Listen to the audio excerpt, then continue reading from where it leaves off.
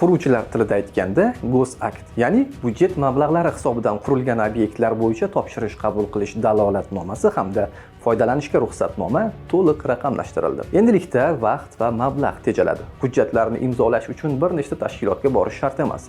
Barcha jarayonlar onlayn. Bundan tashqari, obyekt hali bitmasdan turib, go'yoki u foydalanishga topshirilgani haqida soxta hujjat tayyorlash va reyting ballarini sun'iy tiklash holatlarining ham oldi olinadi.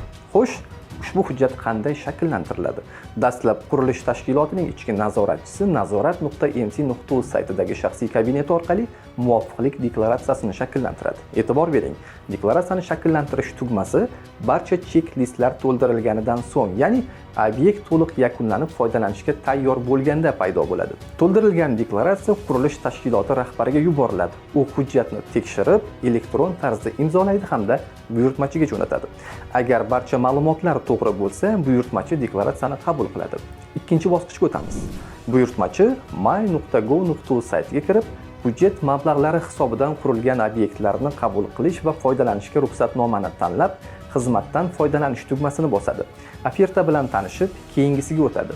Endi obyekt manzili, qurilish va uy-joy kommunal xo'jaligi sohasida nazorat qilish inspeksiyasida ro'yxatdan o'tgan raqami, topografiya reyestr raqami kiritilib, zarur hujjatlar biriktiriladi va yuborish tugmasi bosiladi. Ariza qurilish va uy-joy kommunal xo'jaligi sohasida nazorat qilish inspeksiyasi tomonidan tegishli tashkilotlarga yo'naltiriladi. Tashkilotlar obyektni ko'zdan kechirib, arizani tasdiqlashi yoki sababini ko'rsatgan holda rad etishi mumkin.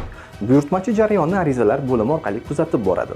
Agar ariza birorta tashkilot tomonidan rad etilsa, aniqlangan kamchiliklar to'g'rilanib qayta yuboriladi. Bunda ilgari ijobiy xulosa bergan tashkilotlardan qayta xulosa olish talab etilmaydi. Ariza barcha tashkilotlar tomonidan tasdiqlangach, qurilish va uy-joy kommunal xo'jaligi sohasida nazorat qilish inspeksiyasi obyektni tekshiradi va elektron shaklda foydalanishga ruxsatnoma beradi. Shundan so'ng quruvchining ushbu obyekt bo'yicha ayrilgan reyting ballari avtomatik ravishda tiklanadi.